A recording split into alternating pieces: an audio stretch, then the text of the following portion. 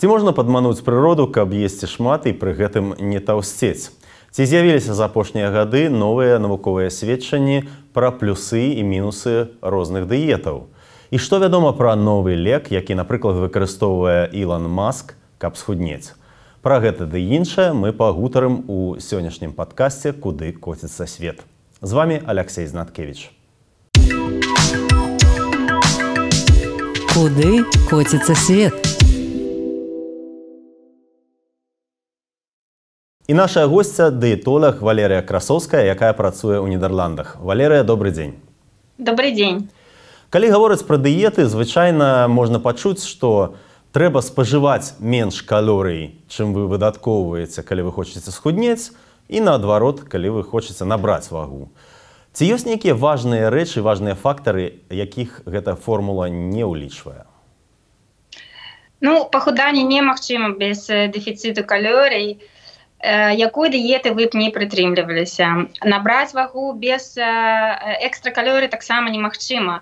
Так што ўвогуле гэта фармуліроўка верная. Усё дакладна. Але пры выбары дыеты заўсёды трэба ўлічваць асабістыя абставіны і такія фактары, як вага, ўзрост, узровень фізічнай нагрузкі, наяўнасць захворванняў і гэтак далей. То бок, вось гэтая формула працуе, але яна не поўная. Яна працуе, бо без дэфіцыту калорый не схуднееш.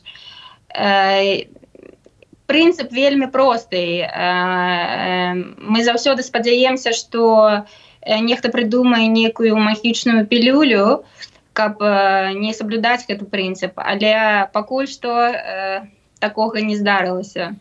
Пра магічныя пілюлі мы яшчэ пагутарым у канцы нашай гутаркі. А я хацеў бы спытацца вось пра што. В сучасным свеце людзі часцей хочуць схуднець, чым набраць вагу. І часам гэта выбар, магчыма, эстэтычны, а часам гэта проста патрэба для здароўя. Як чалавеку зразумець, што ягоная ці яе вага пагражае здароўю?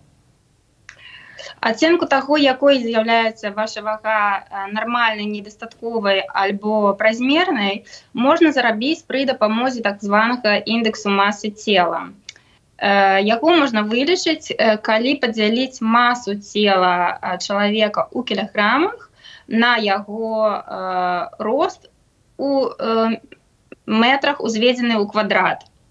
Гэта хутчэй складана, але гэта вельмі простая формула. У інтэрнэце вы можете яе адразу знайсці.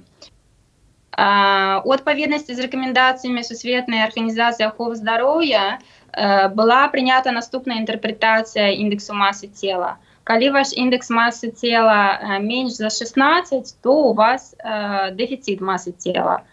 16 і 18,5 – гэта недастатковая маса, 18,5 до 25 – гэта норма, нармальная маса. 25-30 – залішняя вага, 30-35 – атлусценне першай ступені, 35-40 – атлусценне другой ступені, 40 і больш – атлусценне трэцяй ступені або так званае марбіднае атлусценне. Акрамя вагі, таксама для здароўя важна, дзе знаходзіцца тлушч. Тлушч в области жывата і вакол яго шкодзіць здароўю. Таму, што ён з'яўляецца рызыкай фактару развіцця дыябету другога тыпу і сардэчна-сасудзістых захворванняў. Талія больш за 80 см у жанчын і больш за 94 см у мужчын і або індекс масы цела больш за 25, лічыцца рызыкафактарам развіцця дыябету ці сардэчна-сасудзістых захворванняў. Вось вы ўжо сказалі, што нельга пазбегнуць дэфіцыту калорый, нельга шмат есці і пры гэтым не таўсцець, але дэфіцыт калорый, ён выклікае ў нашым арганізме нібыта вось гэтую рэакцыю псіхалагічную, як бы падсвядома, гэта як небяспека для арганізма. Бо традыцыйна якраз ежы не хапала, лічыцца, што гістарычна чалавек сфармаваўся так біялагічна, што ён успрымае недахоп калорый як пагрозу свайму ўласнаму існаванню. Як доўга можна падтрымліваць вось гэты дэфіцыт, і ці ёсць нейкія фактары, якія дапамогуць вам не сарвацца? Маленькі дэфіцыт у здаровых межах можна падтрымліваць вельмі доўга, да тае пары, пакуль вы не дасягнеце сваей мэты, сваей пажаданай вагі. Способы не сорваться, несомненно, есть, але я хочу заўважыць, что з майго вопыту самае галоўнае, каб была пазітыўная матывацыя і добры настрой. Без гэтага пахудзець будзе маральна складана. Менш за ўсё шансаў сарвацца, калі рацыён пераважна складаецца з цельных раслінных прадуктаў. Яны багатыя на клетчатку і яны добра насычаюць. Пры такім падыходзе няма голаду і ўвогуле адчування, што ты на нейкай дыеце.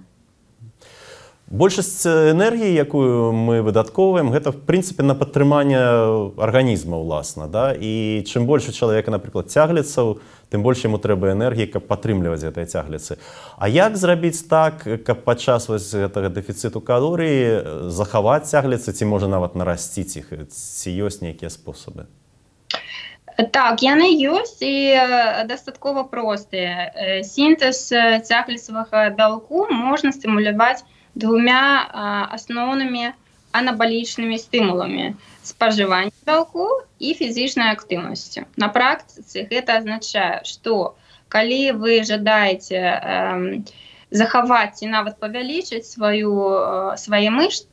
цягліцы, то вы павінны рабіць і адно, і другое. То бок і спажываць дастаткова дыетычнага бялку і займацца спортам. Конкретныя рэкамендацыі па колькасці бялку залежаць ад асабістай сітуацыі. Трэба ўлічваць ізноў жа узрост ваку, узровень фізічнай нагрузкі і тып дыеты. Вось вы сказалі, што можна доўга захоўваць нейкі дэфіцыт калорый. А які ўзровень дэфіцыту бяспечны і, в прынцыпе, найбольш эфектыўны? Як можна лічыць гэтыя калорыі і ці гэта абавязкова рабіць, калі ёсць дыета нейкая? Дэфіцыт у памеры 500 калорый на дзень лічыцца бяспечным. Пры такім дэфіцыце атрымліваецца пахуданне прыкладна на 500 грамаў, то бок паўкілаграма у тыдзень. Не ўсе могуць падлічваць калорыі, і я асабіста лічу, што не ўсім гэта і патрэбна. Гэта задача дыетолага ці мабільнай аплікацыі, якая дыетолага падмяняе. А вось ці праўда, што калі у вас дэфіцыт калорый, то у арганізма ёсць такая абарончая рэакцыя, і арганізм запавольвае абмен рэчываў і эканоміць энергію, так бы мовіць. Як гэтага можна запабегнуць? Так, гэта так, але гэта датычыцца толькі дыеты з вельмі нізкай каларыйнасцю. Калі чалавек вельмі доўга спажывае вельмі нізкую колькасць калорый, то яны выкарыстоўваюцца для падтрымання вітальных функцый арганізма. На ўсе астатнія функцыі, у тым ліку, напрыклад, на менструацыю ў жанчын, на рост валасоў, пазногцяў, энергіі няма. А пазбегнуць на нізкакаларыйнай дыеце гэтага нельга. Менавіта таму працяглыя дыеты з нізкай каларыйнасцю, то бок менш за 1200 калорый на дзень, не рэкамендуюцца. Вы ўжо сказалі пра фізічныя нагрузкі. А ці ёсць розніца паміж рознымі тыпамі фізічных нагрузак, якія з іх дазваляюць больш выдаткоўваць энергіі і, магчыма, лягчэй худнець? Складанае пытанне. Пры розных тыпах фізічнай нагрузкі затрачваецца розная колькасць калорый, але таксама ўсё завісіць ад фізічнай падрыхтоўкі канкрэтнай асобы. І, скажам так, калі вы прабеглі 10 кіламетраў, вы затрацілі шмат калорый, але калі вы потым з'елі цэлы торт, то дэфіцыту калорый ўсё роўна не атрымалася. Таму заўжды трэба глядзець не толькі на фізічную нагрузку, але і на дыету. Ну, вось так, часам даводзіцца такое чуць, нельга збегчы ад кепскай дыеты. А скажыце, ці з'явіліся за апошнія гады нейкія канкрэтныя сведчанні навуковыя пра плюсы і мінусы канкрэтных дыетаў для, можа быць, розных тыпаў людзей?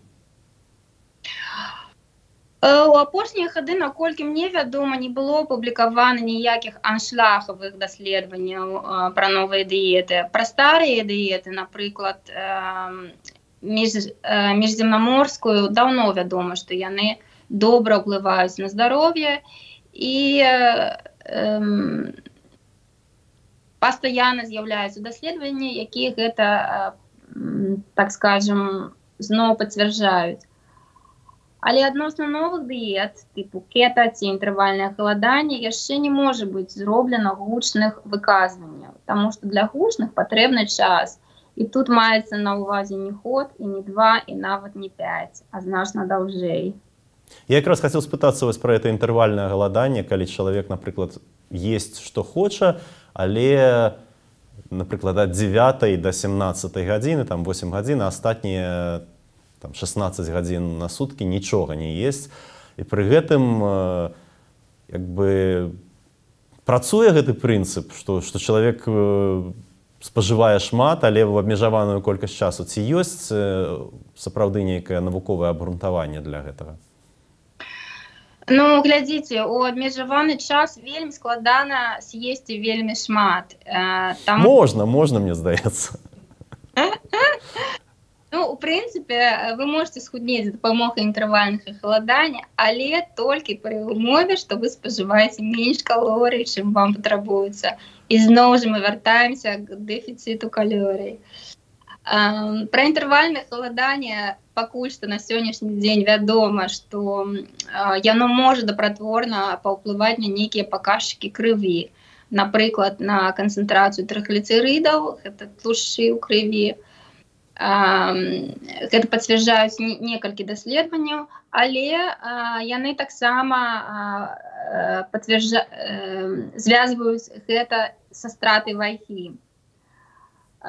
У некаторых даследаваннях выяўляецца і зніжэнне агульнага халестэрыну і так званага дрэннага халестэрыну, а ў іншых даследаваннях гэта не выяўляецца, так што гэта пакуль што спорнае пытанне.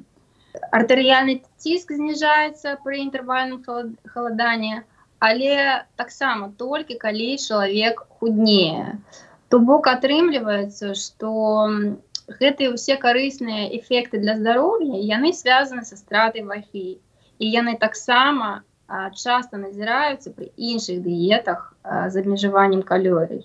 А скажыце, ці ёсць нейкае навуковае пацверджанне, што карысней снедаць і вячэраць раней, прынамсі мець там некалькі гадзін да сну? Чым пазней там паснедаць у абед, час, калі большасць людзей абедае, і потым позна вячэраць? Ёсць новы тып навуковых даследаванняў пад агульнай назвай хранахарчавання. Гэта назва даследавання таго, калі мы яму, як часта і што гэта значыць для нашага цела. Усё часцей гучаць падазрэнні, што акрамя таго, што мы яму, на наша здароўе можа ўплываць таксама і рэгулярнасць і час прыёму ежы. Асабліва вячэрняя трапеза цікавіць навукоўцаў натуральна. Назіральныя даследаванні паказваюць на магчымы негатыўны ўплыў позняга прыёму ежы на сардэчна-метабалічныя працэсы і на сувязь са тлусценнем. Але клінічныя даследаванні занадта абмежаваныя і разнастайныя, каб рабіць высновы. Падводзім вынік. Хоць народная мудрасць і абвяшчае, што на ноч есці нельга, але навуковыя даследаванні на сённяшні дзень пакуль не могуць сказаць, ці так гэта. І вось апошняе, што я хацеў спытацца пра дыеты, тут рэжысэрка нашай гутаркі пытаецца, ёсць такая дыета Дюкана, я нават не чуў пра такую. Вы, можа быць, чулі пра яе, ці ёсць нейкія, што яна была папулярная калісьці, ці ведаеце вы пра плюсы і мінусы гэтай дыеты?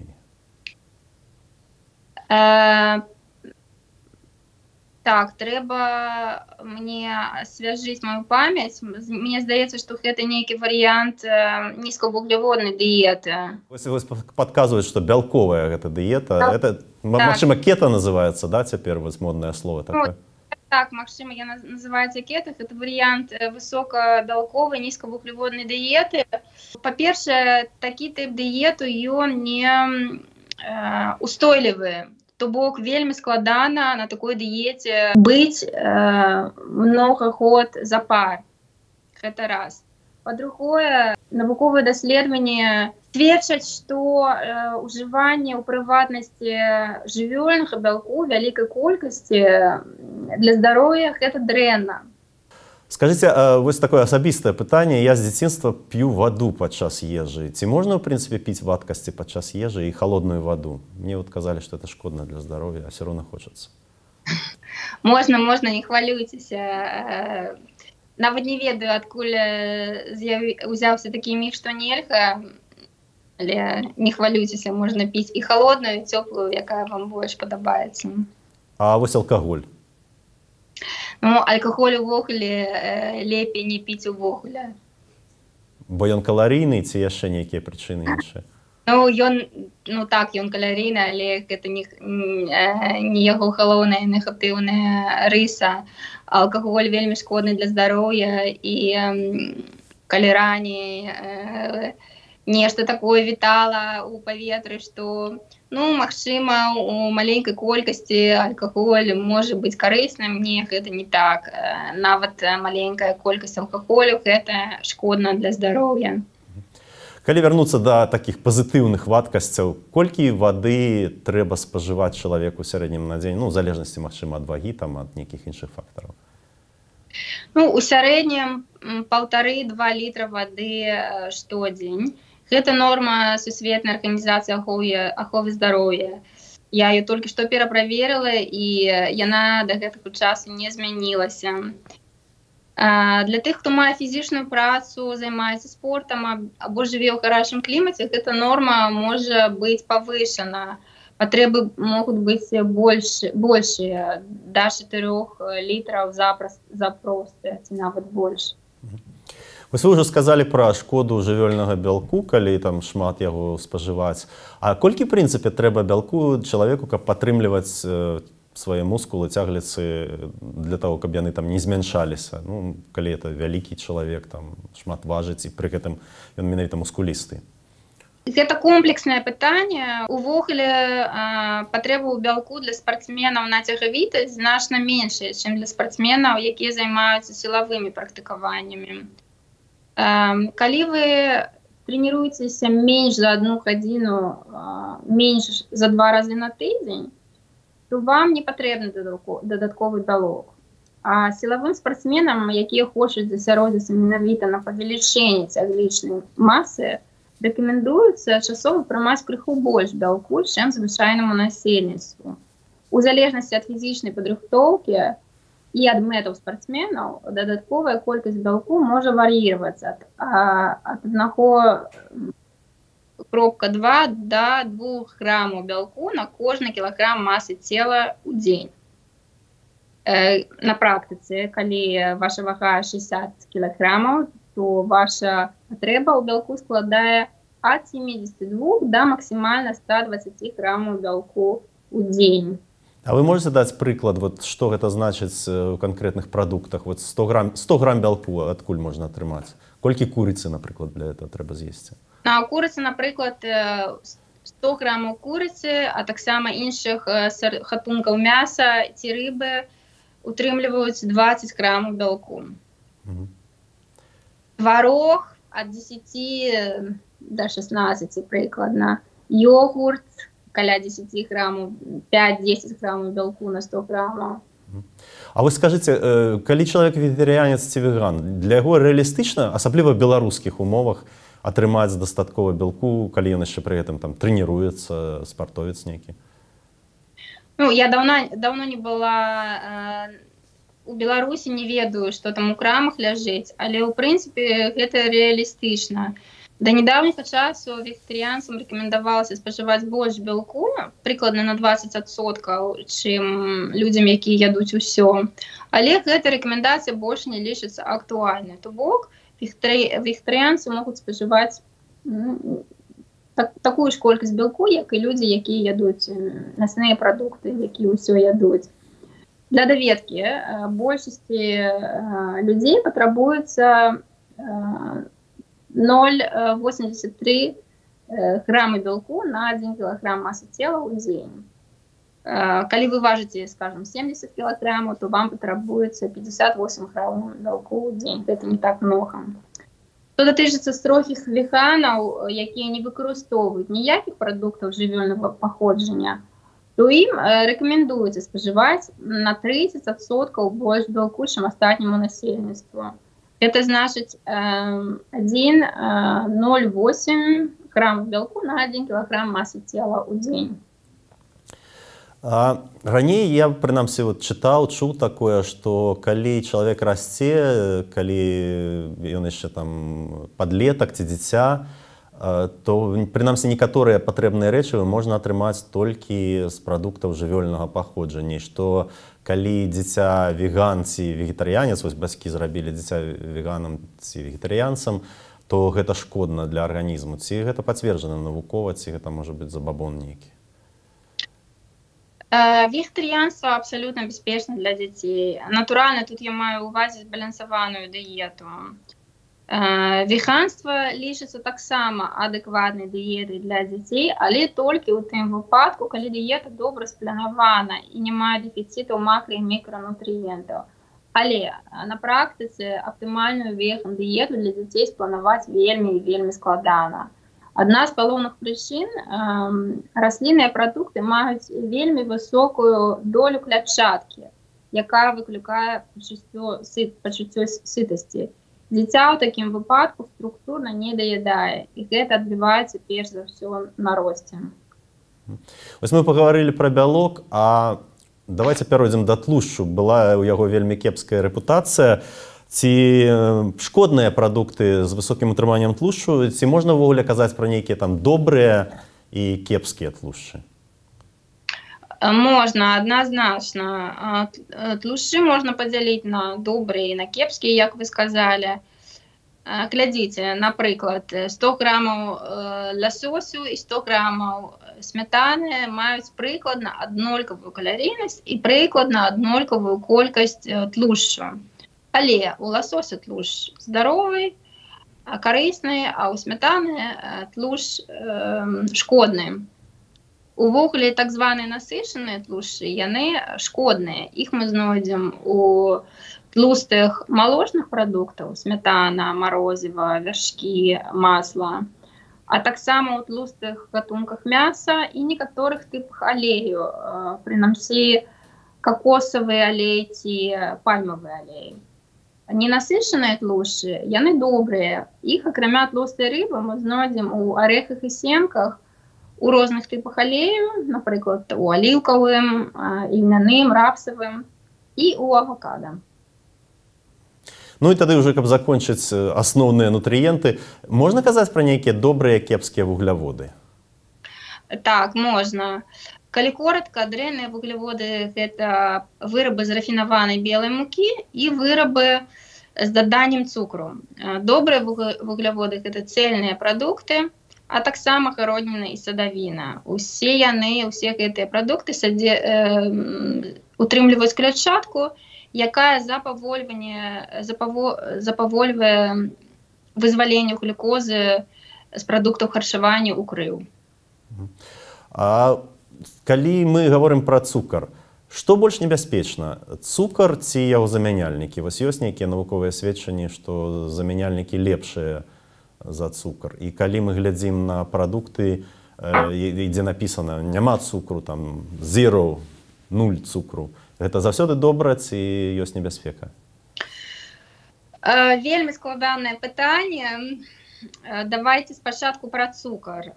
Напрыклад, што кажа на гэты конт Сусветная арганізацыя аховы здароўя. Яна рэкамендуе, каб спажыванне свабодных цукроў не перавышала 10% ад усёй спажыванай энергіі, а нават лепей 5%. Адразу растлумачу, што такое свабодныя цукры. Свабодныя цукры – гэта моноцукрыды, напрыклад, глюкоза і фруктоза, і дыцукрыды, напрыклад, цукроза, таксама вядома як сталовы цукар, якія дадаюцца у харчовыя прадукты і напоі вытворцамі альбо самімі спажыўцамі. Цукар, які... Я выбачаюся, а калі самімі спажыўцамі, это што? Калі ты просто лыжку цукру сыпнуў кудысьці, да? Так. А мёд тут... Мёд, сіропы і фруктовыя сокі таксама ў гэтай катэгорыі. Яны таксама лічацца шкоднымі. Адзіная рэкамендацыя САС не распаўсюджваюцца на так званыя натуральныя цукры, якія знойдзем у свежай садавіне, гародніне і малаце. А чаму такія рэкамендацыі? Чаму менавіта 5%? Таму што САС знайшла важкія доказы таго, што спажыванне менш за 5% цукру зніжае рызыку залішняй вагі, атлусцення і карыесу. Наконт падсалодвальнікаў. Іх можна падзяліць на две катэгорыі: поліолы і інтэнсіўныя падсалодвальнікі. Поліолы, яны удвая менш салодкія, чым цукар, ці прыкладна аднолькава салодкія.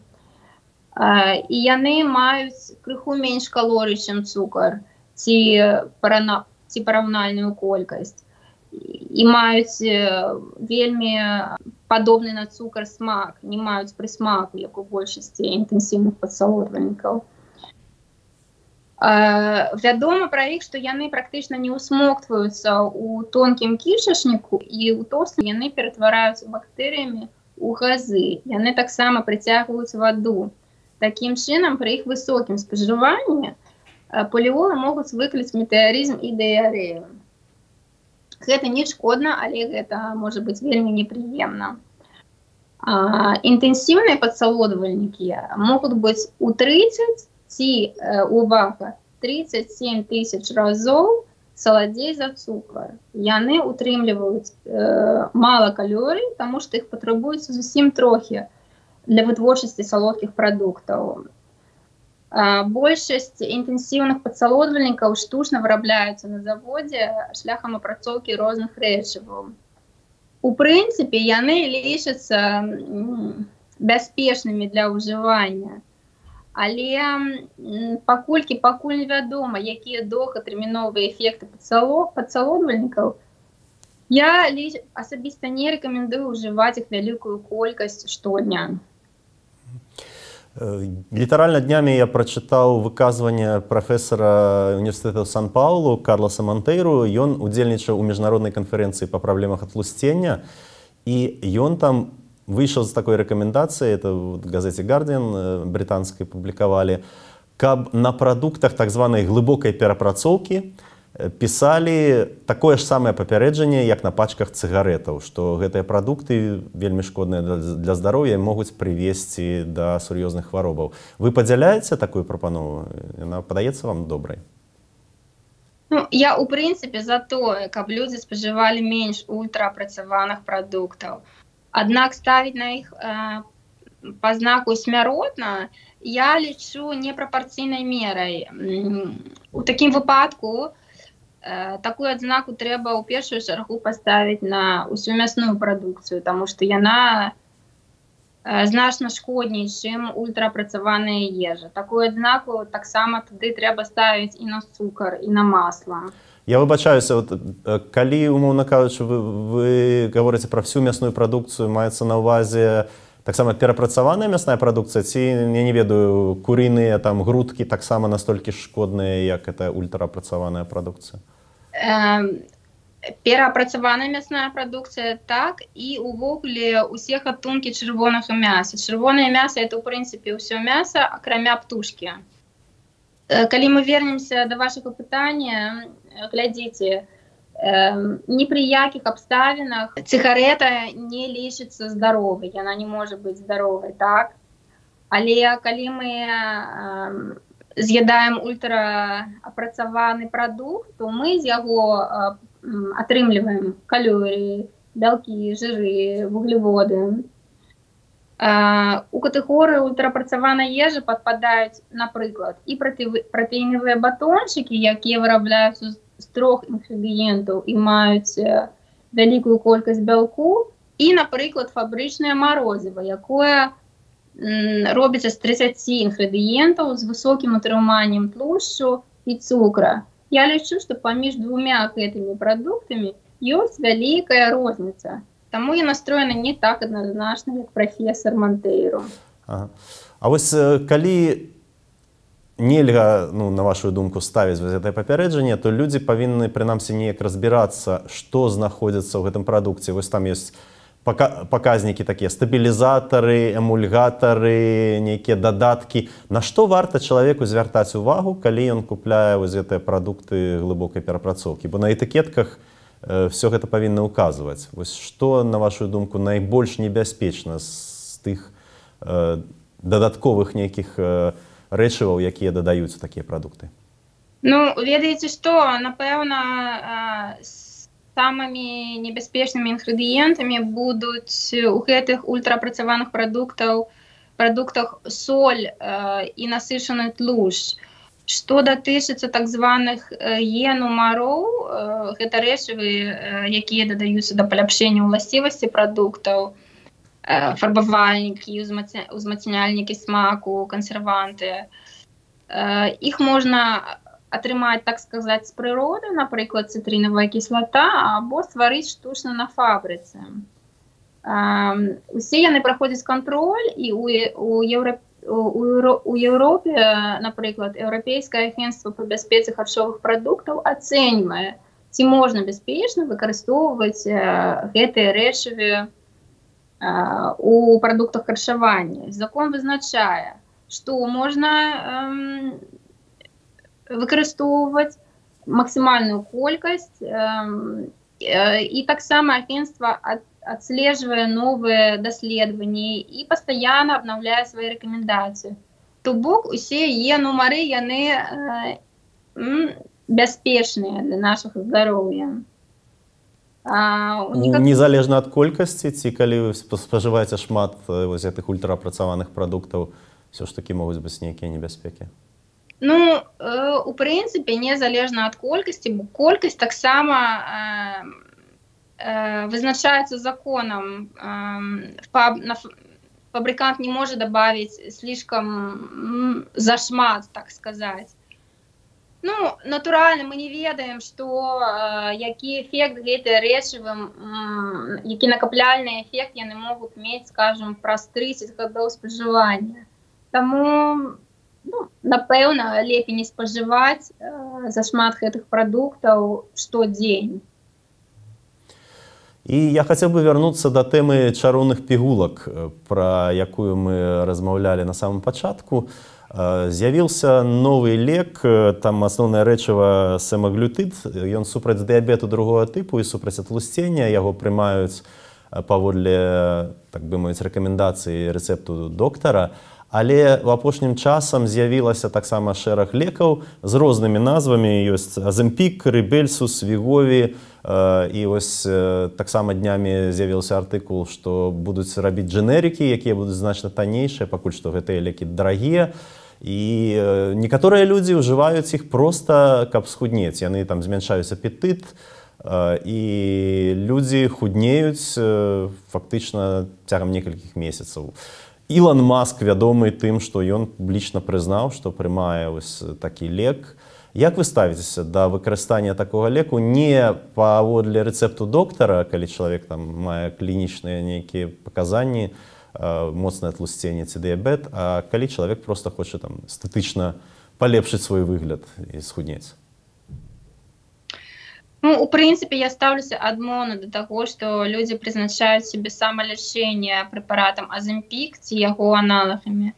Гэта робяць нават людзі, якія не маюць лішняй вагі. Гэта безадказна. І ў адносінах да свайго здароўя, бо, як вы сказалі, невядомыя эфекты ў доўгай перспектывы, і ў адносінах да хворых людзей, якім гэты прэпарат неабходзен, але якія не могуць яго атрымаць, таму што ёсць дэфіцыт. І дэфіцыт гэты створаны тымі, хто выкарыстоўвае медыкамент не па прызначэнню. А калі мы гаворым пра гэтыя наступствы для здароўя, ну, пакуль няма доўгатэрміновых даследаванняў, вядомыя некаторыя пабочныя эфекты, там чалавека можа нудзіць, там можа тая ж дыярэя быць. На вашу думку, наколькі вось гэты лек можа быць патэнцыйна небяспечным у доўгай перспектыве? Ну, я не навуковец, я не ведаю, але я ведаю, што ўжо ёсць даследаванні, якія робяць свае вынікі па дадзеных, якія ёсць на сённяшні дзень. Напрыклад, што змяншаецца цяглічная маса натуральна, але таксама костная маса у людзей. Ну, хутчэй за ўсё гэта звязана з тым, што людзі, яны маюць меншае пачуццё голаду і структурна менш ядуць, і дыета ў іх не аптымальная, то бок яны, напэўна, не ядуць дастаткова кальцыю ці белку. Ну, я не ведаю. Вельмі складана разобраться во всех дадзеных, але последствия могут быть вельми шкодными для здоровья. Это вельми новый препарат. Ёсць дадзены, што ён вельмі добра дапамагае людзям з дыябетам другого тыпу. Это так.